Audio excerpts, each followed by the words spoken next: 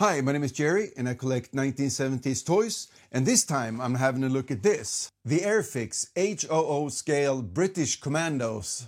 But I think we can settle actually call them these 176 from now on, just to make my life a little bit easier. This is my first look at the smaller scale that Airfix did back in the 60s and 70s. I've only been doing the 1/32nd scale up until now. And I figured this would be a fun little set to start with. And especially because there's a few things, if you want to collect these, to look out for. I'll let you know in a little bit. Not a big deal, but... And also, this is one of the few sets that actually have two types of figures. I mean, the boxes vary even with the 1/32nd scale sometimes over time, but these actually had two types of figures. The first was released in 1968 by John Niblett, who sculpted those, and the other set was released in 1977, and was sculpted by Ron Cameron, and that is actually the 1969 1/32nd scale British Commandos scaled down. And just like a quick look on these, you can tell that the Type 1s on the left are not as good as the Type 2s on the right, I think. But that's not because anyone is a better or worse sculptor. John Niblett was a really good sculptor, and he did a lot of, actually, he was one of the first to make a lot of figures in 20-22 millimeter metal toy soldiers.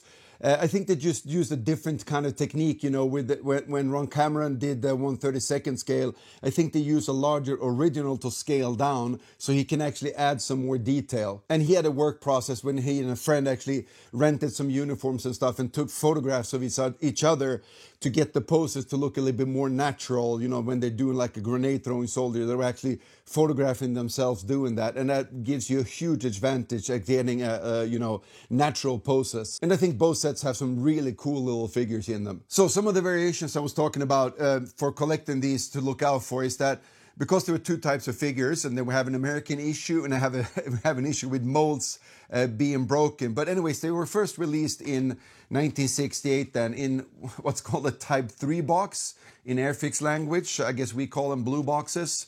And then later in 77 with new artwork, it was this one, the Type 4 box. But this just makes it easier if we look in the Peter Williams book that I have. So let's have a look real quick and see. So of course, first we have there the Type 3 boxes that have 4 different backs to them. And then here we have the first Type 4 boxes, which use the old artwork, but with the white box look to them, right? And it still says 40 pieces in here. And then we get the second Type 4 box, which actually we get the new artwork on here, which is really, really nice. And then you can tell it says 38 on each box. And then also in here, and I have that box here, the Type 6 box that also says 38 figures in it. So then we're getting into this. Sometimes you get boxes that says US Airfix on them. And what I can find looking for these on eBay is most of the US Airfix boxes actually don't have 38 figures of the Type 2. They have the Type 1 figures in there. I don't know why that is. And then the later ones that you can buy now is, again, the Type 1 figures. And that's because, as I understand it, there was a fire or something else happened at the Airfix factory that actually broke or destroyed the molds for the Type 1, I mean the Type 2nd, I should say. So most of the times on eBay, most of these boxes you'll buy unboxed, what should I say? As it not wrapped in plastic anymore. I have quite a few of these that you can still find in plastic. So if you do that, just be aware that you can actually get the Type 1 figures in the 38 US Commando box. And I'm kind of curious, this one hasn't been opened. And oh, I should show you this. That's right. On the back here, that's kind of interesting. Or even on the front, I'm such an idiot. But of course, with this one, this second Type 4, whatever you want to call it, you can actually tell it's the figures that were in the box, on the box. And then when they not went back to that, this is so confusing. There, as you can tell, in the early 80s, when there was a big stink in Europe over having war depicted on the boxes, most manufacturers like Airfix just started putting soldiers up, not really engaging in combat like this one. Still has the bazooka though. But the thing is, this should be Type 2 figures, and this is a Type 1 soldier on the box cover, which is kind of stupid because he's not going to be in the box. And on the back here, it's, if you can tell, it's a Type 2 officer, and it's a Type 1 guy with a grappling hook. It's called grappling hook, I think, right? So this is kind of a mess, but let's open this one and see which type is in it. So let's see if I can get the knife in here really nice and neat.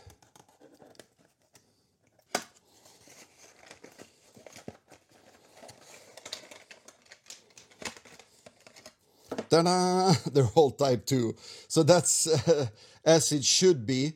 But like I said, the interesting thing here that this soldier is not in this package whatsoever. You got the different bazooka, the kneeling bazooka soldier in this set. So I keep making a mess out of things. I was going to say that after this one in 1981, this type box, when you get this type box, the one here that's from Humbrol, you're back at the Type 1 figures again, of course, since the molds were broken. And anything you buy later than that is also the Type 1. You can't get the Type 2 anymore. But that's enough of me rambling about this forever. Let's just have a look at the figures. So for the Type 1 figures, you get 16 poses, you get one canoe, and you also get 2 scaling ladders. And for the Type 2, you get 14 poses, and the same with 1 canoe and 2 scaling ladders. So out of the 16...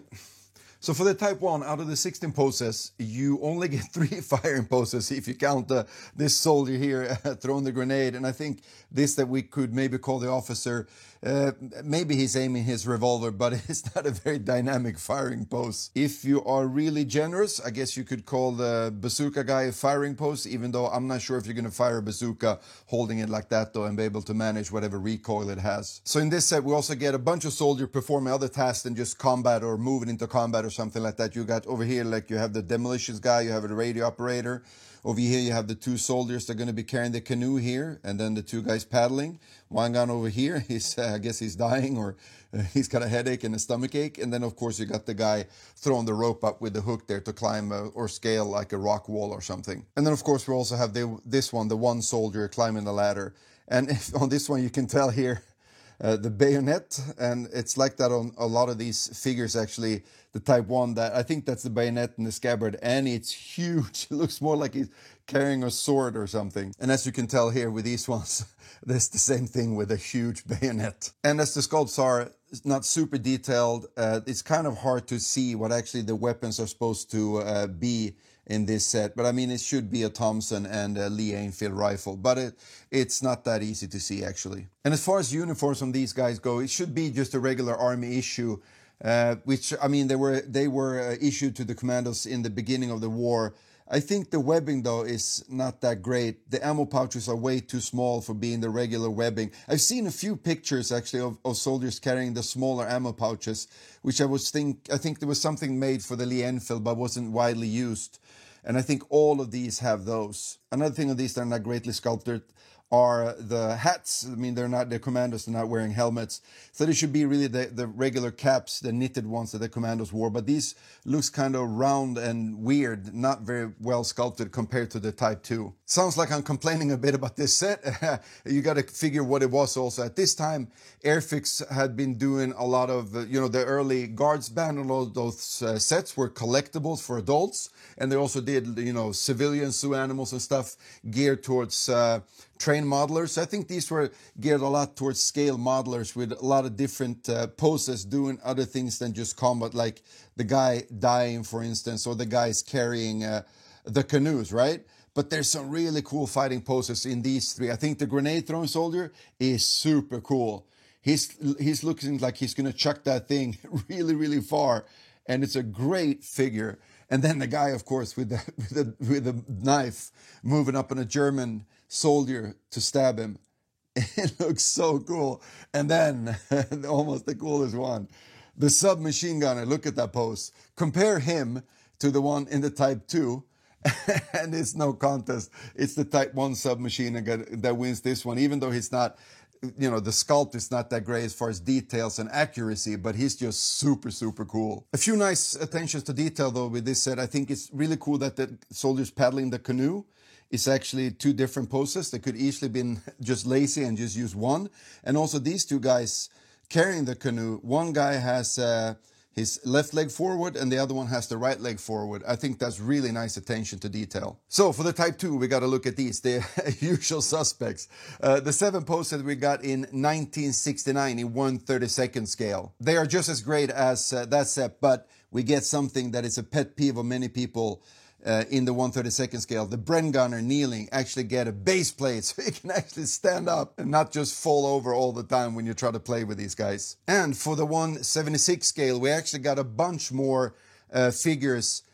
We get one more firing post, which is the bazooka soldier. I think the bazooka is kind of too thin and too long for being compared to the real thing. And again, with these, both the soldiers paddling the canoes are different from each other. Two different sculpts. Other than that, I think these are really, really nice. I like the addition of a radio operator, some heavy weapons like that. I think this soldier signaling is really, really cool. I wouldn't have mind having that one in the 1/32 scale set. Just one of them, just like with the officer. And maybe one of these ones as well, because this is a really good pose. If you compare him to the one from the Type 1, I'm not sure what this guy is doing. It doesn't look like he's going to throw that rope at all. It's just holding on to it or something. And this guy really looks like he's throwing it. So it's a really nice figure. You got the rope, actually, the loop down here. It's really nice. And you can also tell, of course, with these that they're getting the proper webbing for these. And I think the cap comforter looks a lot better on this one. And this is another good thing. I like this. He's actually got his Thompson on the back. He hasn't put it down. This is one of those sets I really like when the sculptor did that. Same with the grenade throwing soldier, of course, as we know from before. Actually has his Thompson holding on to it while it's throwing the grenade. Really cool. But the story goes with these. If you compare this one to, let's say, the officer, you can kind of tell, I hope you can see on the camera, he's actually a little bit thinner. Doesn't look like it's actually from the same set almost. His head is smaller. Everything just looks a tiny bit smaller. And that's the same thing with all of these that were added to this set later. It looks like someone else sculpted them. Either Ron Cameron did it later, or maybe Charles Staden that did the U.S. paratroopers, Gurkhas, and the U.S. paratroopers did these when they were supposed to release these in 1977. So they look a wee bit different. So if I had been the boss at Airfix in 1975 or whatever, this is what I would commission the sculptor to do. I would actually add these. I would want to have a cooler, more dynamic submachine gunner. I would for sure want to have one commando sneaking up with a knife like that. Also a nice addition to the soldier actually crawling up with the Sten gun and the knife as well. So this would be my dream team, and I would scrap the canoes. I would scrap the guys carrying the canoes, and I would, scrap all the other stuff, climbing ladders. This would be my dream team. This would have been a great 1/32 scale set. So that was it. That's all I had for this time. Hopefully you enjoyed it. I'll do like a little quick, just moving close-up of all the figures if you want to check them out real quick by yourself. Other than that, catch you guys in another video. Cheers!